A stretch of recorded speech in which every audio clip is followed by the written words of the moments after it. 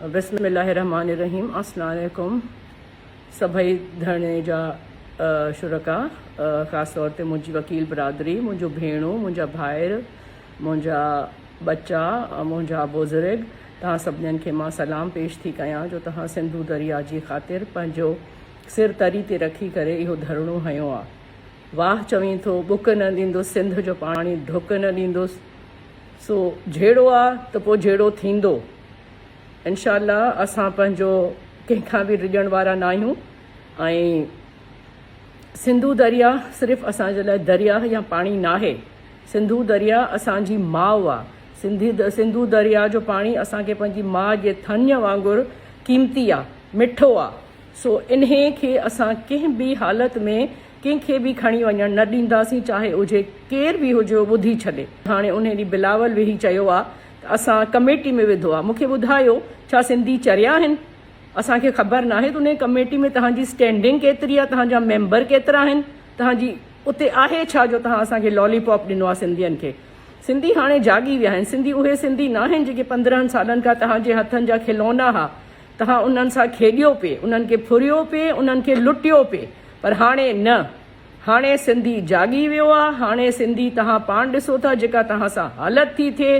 मुंहिंजे ख़्याल में त अहिड़ी पावर ऐं अहिड़ी नकली कुर्सी खां बहितर आहे त घर हलिया वञो। सिंधु दरिया खे असां कॾहिं बि न तव्हांखे खपाइणु ॾींदासीं ऐं न कोई असां पंहिंजे दरिया मां हिकु छह त पर थोरो बि न ॾींदासीं, हिकिड़ी वाह बि न कढणु ॾींदासीं। ऐं अॼु मूंखे ॾाढो अफ़सोस थियो आहे जहिड़े तरीक़े हे सिंधियुनि खे कूड़ हणी रोज़ चवनि था त असां बि मुख़ालिफ़ आहियूं। कल्ह हिकिड़ो नकली जशन मल्हायो अथनि त पोइ हमला छाजे लाइ था कराइनि असांजे धरननि ते या असांजे जिथे बि असांजा माण्हू एहतजाज था कनि? छो असां इहो बर्दाश्त न कंदासीं? जेको घरो वज़ीर लॻो पियो आहे धमकियूं थो ॾिए सिंधियुनि खे। सिंधी इन खां ड्रिजंदा? असां अलाह खां सवाइ कंहिंखां न ड्रिजंदा आहियूं। सिंधी हिन खां कॾहिं बि न ड्रिजंदा। ऐं मां खुले आम चवां थी, विदाउट मिन्सिंग माई वर्ड्स, अगरि वकीलनि जो, धरणे वारनि जो कंहिं बि नालो वरितो आहे त हिकु हिकु सिंध जी न्याणी, मर्द, ॿार, वॾा नंढा सभु निकिरंदासीं। असां फुड़ो न खणणु ॾींदासीं। असांजे आख़िरी साह खां पोइ मथां ख़ुशि थियनि त इन्हनि खे मारी, असांजा नंढा बि न ॾींदा। को सिंधी इहो बर्दाश्त न कंदो त असां पंहिंजे सरसब्द सिंध खे जेको अलाह जी तरफ़ ॾांहुं असांखे आबाद करण लाइ सिंधु दरिया ॾिनो। सिंधु दरिया जंहिंजो नालो सिंध जे मथां आहे उहो सिंध जो आहे, उहो कंहिंजो कोन्हे। जेके भुल हुजे उहे लाहे छॾे।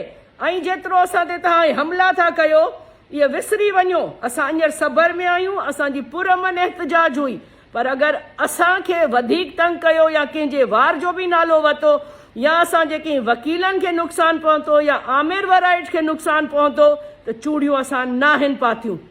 असांखे पंहिंजे सिंधु दरिया जो दिफ़ा बि करणु अचे थो, असांखे पंहिंजे सिरनि जो दिफ़ा करण बि अचे थो। सो जेके बि भुलियल आहिनि विसरी वञनि। हे जेको तूं दरिया विकिणाई 25,000 एकड़ पंहिंजे लाइ अलॉट कराया आहियूं आहीं ॾहीं, उहे हाणे तूं विसरी वञ।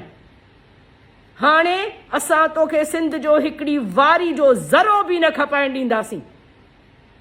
सो इंशाअल्लाह मां इहो ॿुधाइणु थी चाहियां, असां सभु पंहिंजे भाइरनि सां भेनरनि सां गॾु आहियूं जेके उते वेठा आहिनि ऐं जॾहिं बि ज़रूरत पवंदी असां हाज़िर आहियूं इंशाअल्लाह। अल्लाह खे तव्हां सभिनीनि जी पारत हुजे। फ़ी अमान अल्लाह।